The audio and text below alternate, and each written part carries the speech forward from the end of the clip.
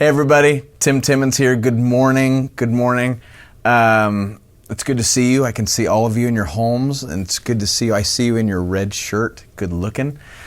My family and I are actually quarantined at my house because this past week I was at a studio late, and we found out the next day that some people that had been exposed were there that day, and I don't know. I lick handles, and so I must have been licking handles or something. So I'm not sick, but we're just quarantined. So we're having a real party here at my house. So good morning. I am thankful, just like you've been saying things you've been thankful for a few things. One are memes. I am thankful for memes in this season. They have really made me laugh. And generally they're like, haha, that's funny. But for some reason, they're just really on fire right now. So well done. Keep up the memes. I'd say send them in, but most of them are probably inappropriate. But I love the one of, the social distancing champion, and it has a picture of Bigfoot. He's the champ. Weekend travel plans, having the blueprints to your house. It's just, there's some good stuff out there. So well done, people. Well done. I love the toilet paper things. That's really making me laugh. I don't know why. It just is. My favorite one so far, there's a toilet, picture of a toilet, and there's a hose running in, and there's, the little gun that shoots the water really hard. They just stick it up, and it just says problem solved. Get it? So that's what we're going to talk about today, is how to improve your toilets and not need toilet paper. That's actually not true. I am thankful for my kids, and literally just the time that we've had together so far has been really amazing. And watching them love one another for about 10% of the time has been amazing. Then the other 90% of the time, they're really learning how to fight well, and so I'm thankful for that. Just kidding. Those are terrible numbers. It's probably like 87 and 13, something like that. But I am thankful for my family. It's been actually a pretty great little season for us, forcing us to be together and to not just do the separate thing well, but actually be together. It's been pretty cool. I'm thankful for Costco sizes. I mean, think about it. The rest of the year, who needs 280, cans or whatever, jars of peanut butter? In this season, I'm like, yes, I'll take 4. So it's just, I'm thankful for that, right? I'm also thankful that this is forcing us, the church, Jesus people, to not just be about the 80-minute gathering, right? This is saying, you guys, we can't even gather right now. We're gathering cybertronically right now. That's a new word I made up. But we are the church. We are the church. You are the church. You are the church in your home. I am the church in my home. And this is what we get to see, a bigger picture. And it's not just the 80-minute gathering in the morning, but it's all week long. Jesus is at work, and we're almost being forced into a Sabbath rest, into a Lent season, just to be more aware of Jesus or not. And so that's something I'm really thankful for. We've been in a Lent season, and if you're unfamiliar with Lent, you can look at all the different podcasts we've done on this. But it's the season leading up to Easter. And really, for me, what I've been Lenting and almost giving up so that I could actually focus more on Jesus, I've been giving up on every moment that I have spare time. So, I'm in my car, and I will just kind of go to something. I'll text. I won't text. I don't do that. I probably do, but I'm just telling you right now, I don't do that. But I'm always busy. I'm always efficient. I'm always trying to get the next thing done because I'm so overwhelmed in my life that if I just can use any moment, when I'm waking up, boom. When I'm going to sleep, my brain's going, I'm looking at internet or whatever I'm looking at. I'm just always distracted. And so for Lent, it's been this challenge, and what's been exposed in my heart is I'm having such a hard time just putting this little phone down. I mean, even sometimes, when I'm sitting down and doing other things, not just, things that I need, that every human does, right? Everybody does it.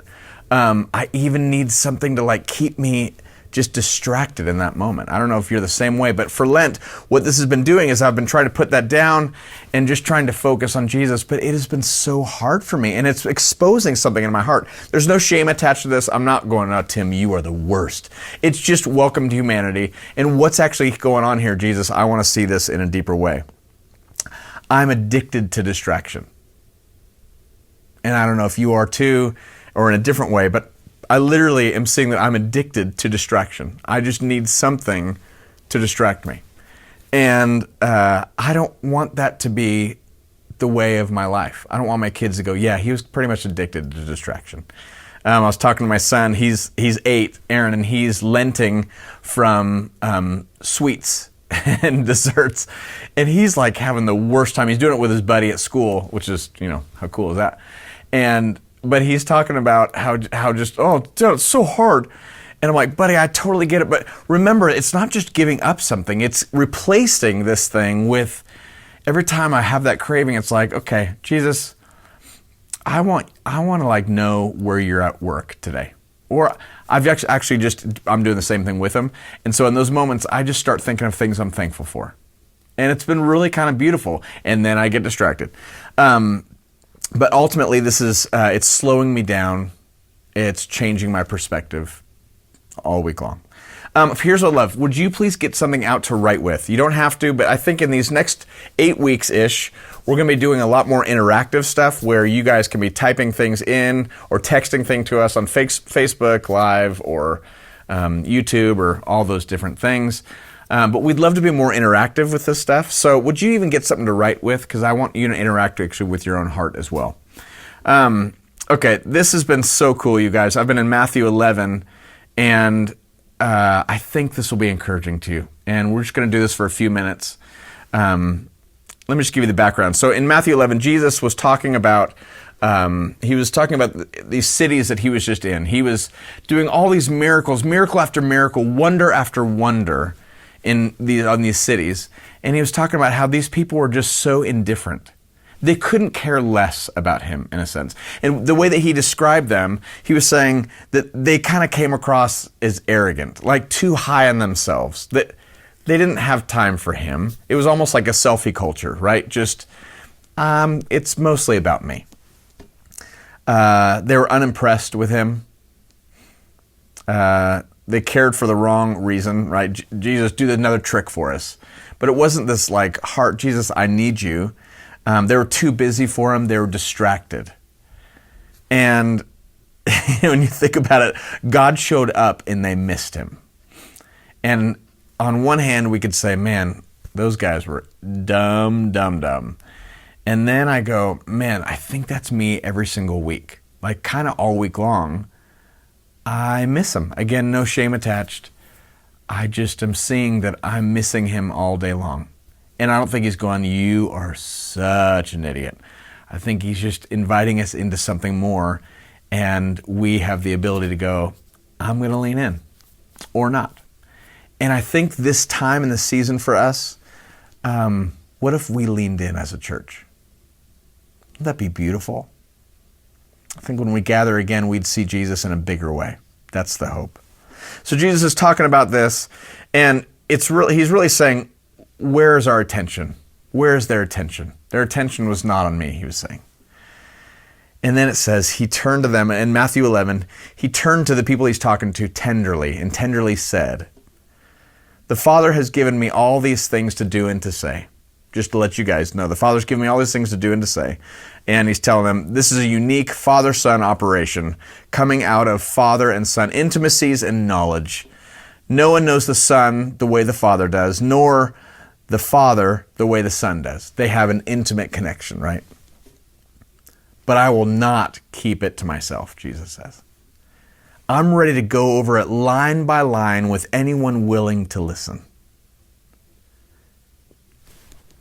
I mean, that's pretty cool. When Jesus is going, hey, you guys, I'm actually totally willing to go line by line with anyone who's willing to listen.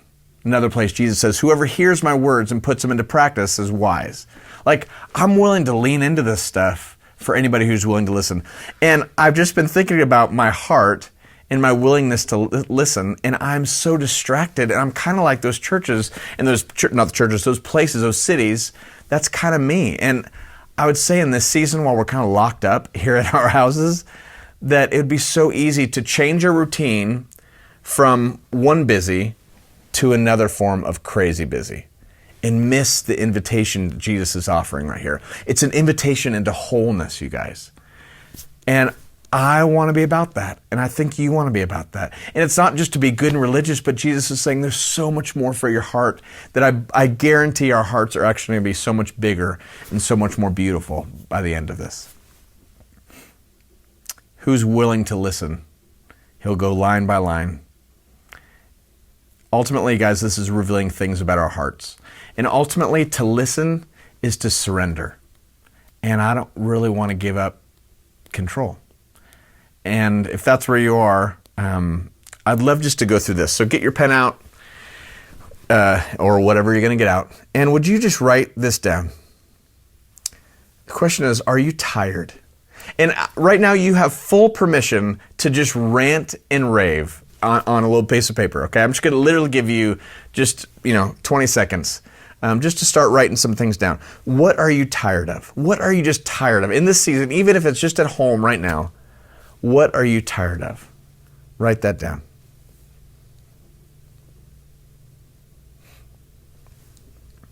What are you just tired of? Might even be good to come back to some of these questions too.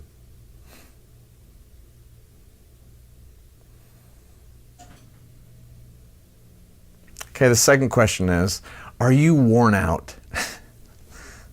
What's weighing you down right now?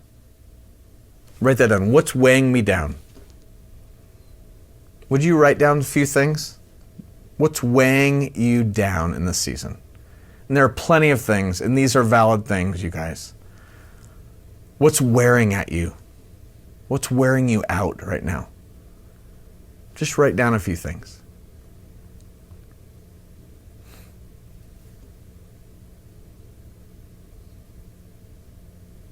What are you tired of? What's weighing you down in the season? What's wearing you out?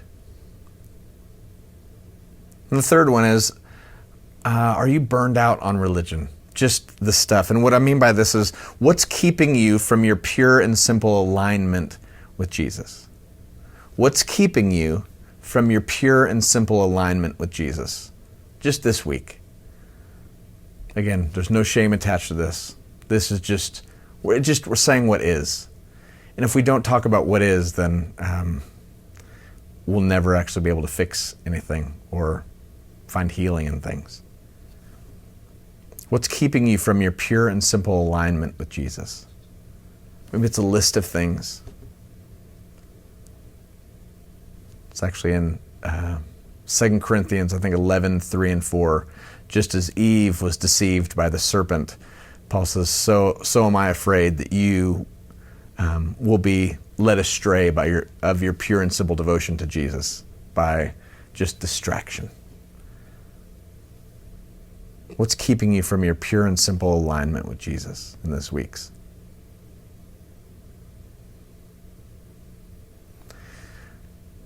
Okay, so the part that is beautiful in this Matthew 11 passage, he just said, you guys, I'm willing to go through this line by line with anybody who's willing to listen. Here's my great invitation to you. It's an invitation to wholeness. Here's what he says. You guys, listen to this. Are you tired? Are you worn out? Are you burned out on religion? Jesus says, come to me. Get away with me and you'll recover your life. I will show you how to take real rest. Even though we're at home and doing this, I will show your heart how to take real rest. Walk with me and work with me. Not walk for me and march for me and work for me this week. No, it's walk with me. Work with me. Watch how I do it, Jesus says. It's like this apprentice thing where we're getting to watch and be with. Learn the unforced rhythms of grace. What? Learn the unforced rhythms of grace. That should be a whole message in and of itself. I won't lay anything heavy or ill-fitting on you. Keep company with me, and you'll learn to live freely and lightly. You guys, is that crazy beautiful? It's Matthew 11. He said, are you tired? Are you burned out? Just come to me. Be with me. Walk with me. Work with me. I'll show you how to take a real rest. Learn the unforced rhythms of grace. I won't lay anything too heavy on you or ill-fitting on you. Keep company with me, and you'll learn to live freely and lightly. Guys, in these weeks, this is the invitation that we have. For those of you who are distracted like me, in the way that I am, and I was talking to Kevin about this, and he's distracted in a whole different way, which I totally get. But we're different humans, but we're all somewhat distracted in different ways. And Jesus is saying, you guys, I know all these distractions, but just walk with me in this. Just be with me in this. Ultimately, he's saying, you guys, where's your attention? Where are you placing your attention?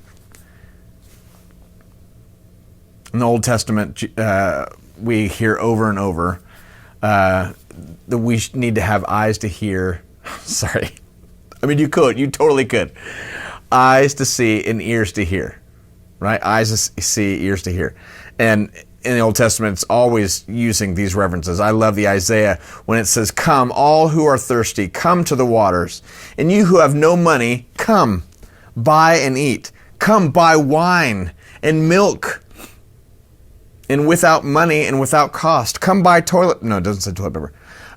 Why spend money on what is not bread and your labor on what does not even satisfy? Where's your attention? Listen to me and eat what is good. And I will delight in the richest affair. And you will delight in the richest affair. Give ear and come to me. Listen that you may live. I will make an everlasting covenant promise with you, my faithful love promised to David.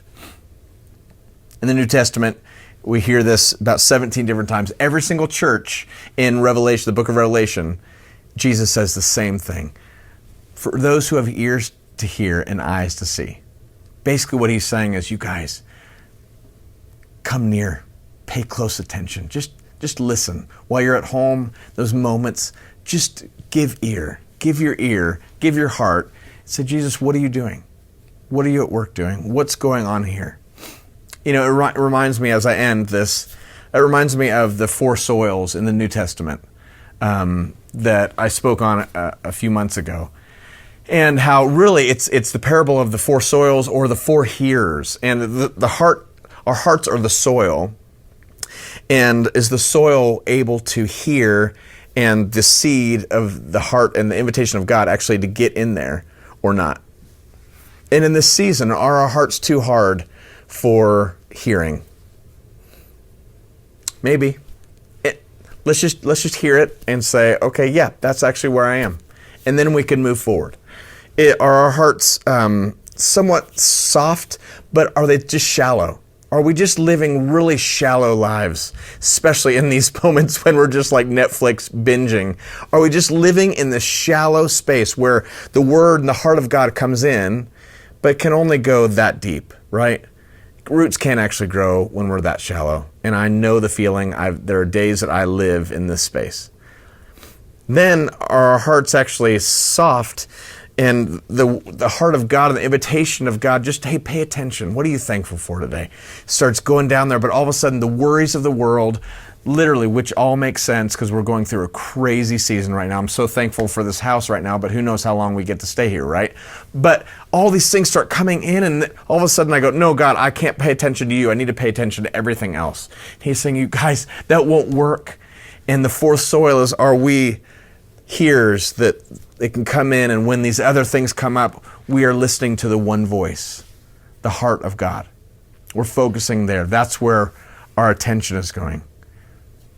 So I'd love for you to write this down. What voices are you paying attention to in these weeks?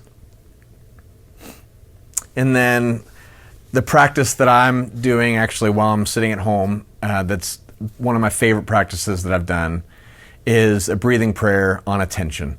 And literally every time I see my X on my wrist, I'm praying, Jesus, Breathe in, Jesus. Breathe out, you have my attention. Jesus, you have my attention. In those moments, Jesus, you have my attention. I am thankful for this right now. I see this. This is really hard, and I'm thankful for this. I'm not thankful for this thing, but I'm thankful for what you're teaching me. Might be awesome for us to actually practice that this week. Jesus, you have my attention while you're just sitting at home, while kids are crazy, while things are going wild, while we're worried. Just pay attention. I'd love to just end my time, and then I'll take it back to Kevin, but I'd love to end my time with probably my favorite poem ever. It's by a woman named Mary Oliver, and it's actually called Praying, and we call prayer alignment. It's just being aligned and realigning all day long. So listen to this. Prayer. Alignment. It doesn't have to be the blue iris. It could be weeds in a vacant lot or a few small stones. Just pay attention. Then patch a few words together and don't try to make them elaborate. This isn't a contest, but the doorway into thanks and a silence in which another voice may speak. Jesus, you have my attention. Pray it with me. Jesus, you have my attention. One more time. Jesus, you have my attention. Thanks, you guys. Love you so much.